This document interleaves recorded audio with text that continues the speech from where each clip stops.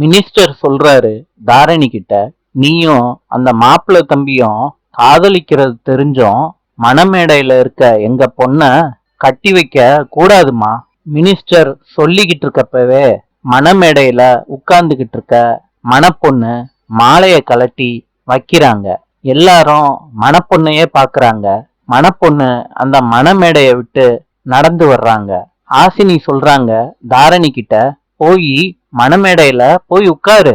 அஜயோட அம்மா சொல்றாங்க தாரணிய பார்த்து, இப்ப கூட உன் மனச நீ மாத்திக்க மாட்டேல்ல, கேஸ வாபஸ் வாங்குறேன்னு சொல்லு தாரணி. ரங்கநாயகி சொல்றாங்க அஜயோட அம்மா கிட்ட, அது எப்படி தாரணி கேஸ வாபஸ் வாங்குறேன்னு சொல்லுவா?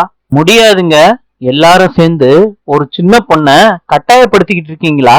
அஜயோட அம்மா சொல்றாங்க, கேஸ தாரணி வாபஸ் வாங்கினாதான் மணமேடையில தாரணி வந்து உட்கார முடியும். ஹாசினி சொல்றாங்க தாரணி கிட்ட, நீ கேஸெல்லாம் வாபஸ் வாங்க வேணாம். ரங்கநாயகி சொல்றாங்க, மாப்பிள்ளையோட அம்மா கேஸ வாபஸ் வாங்கினாதான் மணமேடையில வந்து உட்காரணும்னு சொல்றாங்களே. தாரணி என்ன பண்றதுன்னு தெரியாம முழிச்சுக்கிட்டு இருக்காங்க. அஜயும் மணமேடையில உட்கார்ந்துகிட்டு தாரணியவே பாத்துக்கிட்டு இருக்காரு.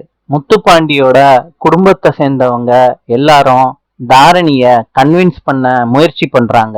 நாளை சந்திப்போம்.